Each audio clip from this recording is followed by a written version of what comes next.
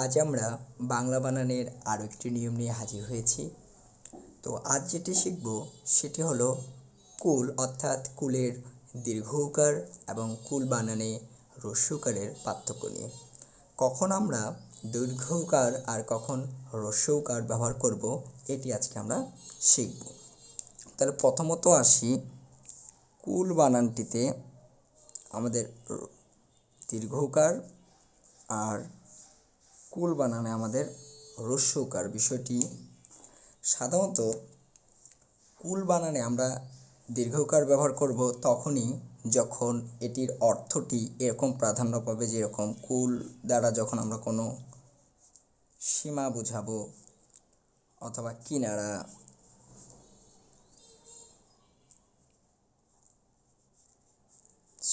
কিনারা অথবা তীর, নদীর সাধারণত তীরবর্তী বিষয়গুলো, তখন আমাদের কুল বানানে দীর্ঘ উকার ব্যবহার করব। অনুরূপভাবে অপরদিকে যে বিষয়টা আমরা লক্ষ্য করি সেটি হলো হ্রস্ব উকার আমরা কখন ব্যবহার করব, যখন এই কুল দ্বারা কখনো বংশ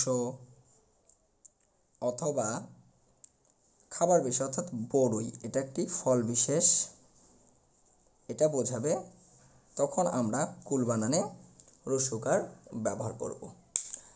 তাহলে আমরা কিছু উদাহরণের মাধ্যমে বিষয়টা ক্লিয়ার হয়ে আসুন। তো উদাহরণের প্রথমে শুরুতে আমরা যেটি নিয়েছি, নদীর একুল ভাঙে অকুল গড়ে, অর্থাৎ এখানে কুল বানানে অবশ্যই এটি কি বুঝিয়েছে, সীমানা, তাহলে এখানে দীর্ঘ উকার ব্যবহার করতে হবে কুল বানানে। তাহলে নদীর একুল গড়ে, একুল ভাঙে অকুল গড়ে। একই রকমভাবে নিচের উদাহরণগুলো যদি আমরা পর্যায়ক্রমিকভাবে দেখি, প্রথমত যেটি দেখি আমার দুঃখের কুল নেই, তাহলে এখানে কুল তার মানে কি, সীমা নেই, সীমা অর্থে তাহলে কুল বানানে দীর্ঘ উকার ব্যবহার করব। পরেরটি আমরা দেখি কোন কুলে তোমার জন্ম, তাহলে এটি বংশ বুঝিয়েছে, তাহলে বংশ বোঝানোর পরিক্রমায় আমরা অবশ্যই এখানে আর দীর্ঘ উকার হবে না, এখানে হবে হ্রস্ব উকার অর্থাৎ কুল। একই রকমভাবে আপেল কুল খেতে দারুণ মিষ্টি, তাহলে কুল এটি একটি খাবার বিশেষ অর্থাৎ ফল অর্থাৎ বড়ই বিশেষ বুঝিয়েছে, সেজন্য এটাতে কি হয়েছে, হ্রস্ব উকার। তাহলে আমরা আশা করি উদাহরণগুলো আরেকবার আমি বলতেছি, দেখেন, যদি কুল বানানে আমরা দীর্ঘ উকার তখনই ব্যবহার করব যদি কুল শব্দটি দ্বারা সীমা, কিনারা অথবা তীর বোঝায়, আর হ্রস্ব উকার ব্যবহার করব তখনই যখন এটি বংশ অথবা বড়ই নির্দেশ করবে। তাহলে উদাহরণগুলো দেখি, নদীর একুল ভাঙে অকুল গড়ে, তাহলে এটি নদীর কুল বা সীমানা বুঝিয়েছে, সেজন্য দীর্ঘ উকার। আমার দুঃখের কোনো কুল নেই মানে সীমা নেই অর্থাৎ শেষ নেই, সেজন্য দীর্ঘ উকার। অপরদিকে কোন কুলে তোমার জন্ম, এই কুল দ্বারা বংশ বুঝিয়েছে, এই জন্য হ্রস্ব উকার।